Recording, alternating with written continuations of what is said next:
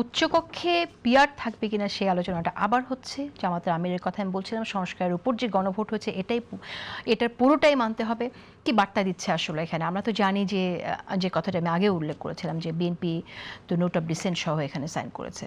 So আমিও শুরুতে কিন্তু এই কথা বলার চেষ্টা করছিলাম যে প্রথম ঝামেলাটা হবে এই সংস্কার নিয়ে, আরেকটা জায়গায় নিয়ে, সেটা হলো আপনার সংসদীয় কমিটি নিয়ে।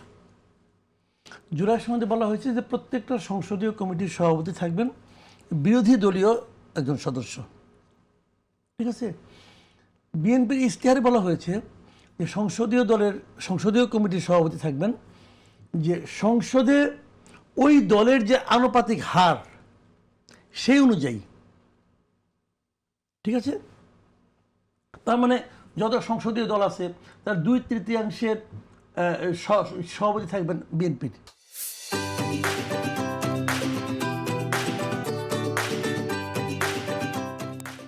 আর 1/3 সভাপতি থাকবেন ধরা যাক আওয়ামী লীগ, জামাত এবং অন্যান্য দল। আর জুলাই সনদ অনুযায়ী সবগুলি সভাপতি থাকবেন বিরোধী দলের। এটা একটা বেসিক পয়েন্ট, কারণ সংসদ গঠন করার পরপরই কিন্তু সংসদীয় কমিটিগুলো গঠন করতে হয়। খুবই গুরুত্বপূর্ণ। আমার তো মনে হয় যে মন্ত্রণালয়গুলো চাইতেও বেশি পাওয়ার রাখে সংসদীয় কমিটি। এটা খুব গুরুত্বপূর্ণ, কারণ প্রত্যেকটা মন্ত্রণালয়কে তারা ডাকতে পারে এনি মোমেন্ট। তো এটা পাওয়ারফুল কমিটি, এবং এই কমিটিতে একদম আমূল চেঞ্জ কিন্তু। এবং বিএনপির আপনি গঠনতন্ত্র ইশতেহার পড়েন তারা এটা এখন। আর ওইখানে ঝামেলাটা হলো যে এটা কিভাবে হবে। এখন দেখেন জামাত এবং এনসিপি কিন্তু বড় আন্দোলন করবে। বড় আন্দোলন এই কারণে করবে, যদি আপনার আসন অনুযায়ী পায় তাহলে জামাত পাবে 23টা 100টার মধ্যে, আর এনসিপি পাবে 2টা। আর যদি ভোটের হিসেবে হয়, মানে প্রাপ্ত ভোটের হিসেবে, তাহলে জামাত পাবে 32টা আর এনসিপি পাবে 3টা। তাহলে এখানে হলো 35টা, 2টা মিলে এখানে হলো 25টা। তাহলে এই যে পার্থক্যটা, এটা তারা তো ছাড়তে চাইবে না, তাদের পেতে চাইবে। এখন এই জিনিসটা তারা কীভাবে পাবে, এটা পাওয়ার জন্য কীভাবে? এবং বিএনপি যেটা বলতে যাচ্ছে যে বিএনপি তো তার বলছে আমি তো ইশতেহার এটা বলছি, আর উনি বলবে যে গণভোটে এটা পাস হয়েছে। বিএনপি বলবে আমাদের ইশতেহার তো 2/3 জনগণ আমাদের পাস করছে, রায় দিচ্ছে। যদি এটা যদি বিরোধ হয়, এই বিরোধের সমাধানটা কি? এই বিরোধ নিয়ে কিন্তু রাজপথ উত্তপ্ত হবে।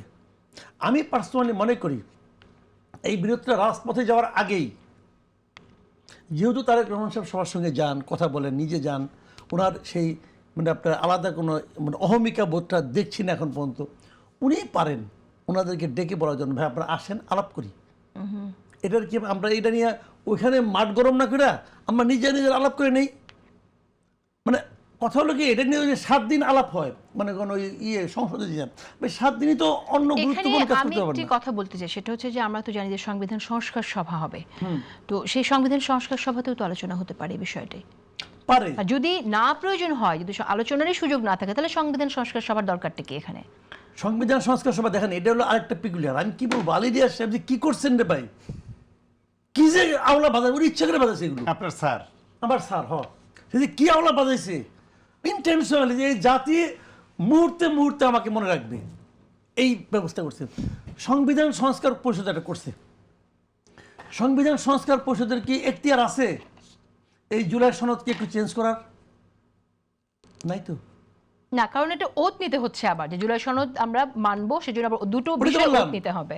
ওদের কি করে সে ক্ষমতা দেওয়া হয়েছে? তার মানে তুমি দেশ চালাবা, কিন্তু কিভাবে চালাবা সেটা আমি বলে দেব। আমি আমেরিকার থেকে আইছি, উইরা আইছি, আমেরিকান পাসপোর্টে ঢুকছি, আবার আমেরিকান পাসপোর্টে বাইরে যাব। সে দ্বৈত নাগরিক, বাংলাদেশের পাসপোর্ট সে ব্যবহার করে। ফয়েজ আহমদ তো ব্যবহার করেছিল, ফয়েজ আহমদ তো উড়াল মারছে। সে কোন পাসপোর্ট ব্যবহার করছে? তার নেদারল্যান্ডের পাসপোর্ট ব্যবহার করছে, এই খবর তো পাইলাম। তাহলে সে কিসে বাংলাদেশি রে ভাই? সে তো আমার দেশে ঢুকার সময় আমার পাসপোর্টই ব্যবহার করলো না, আমার দেশ থেকে বেরোর সময় আমার পাসপোর্টই ব্যবহার করলো না। সে কিসের কি? সে তো আমার ফ্যামিলির কেউ না। তো এখন এইগুলো হলো কি মানুষ, এরা একটা প্যাচ বাঁধে দিয়ে গেছে। এখন আমার কথাটা হলো কি, যে এই বলবেন যে আমরা এখানে 30টা দল, 30 দলের কে কোথায় আছে দেখেন না, কয়জনের পাশে আসন? 30 দলের ওই সময় ঐক্যমত্য কমিশনে তো মানে ইসলামী আন্দোলনের দাপটে চোটে কথাই কওয়া যায় না। নিজামী ইসলাম পার্টি বিশাল বক্তব্য রাখে, লেবার পার্টি লম্বা বক্তব্য দিচ্ছে, কই ভাই এগুলি? না ভোট কিন্তু পায়। আপনি বলছেন যে এটা নিয়ে রাজপথ উত্তপ্ত হবে, রাজপথ উত্তপ্ত হবার মানে প্রয়োজনটা কেন আসবে? কারণ এখানে তো সংবিধান সংস্কার পরিষদ যদি হয় তো সেখানেই পরিষদের এটা সমাধান হতে পারে।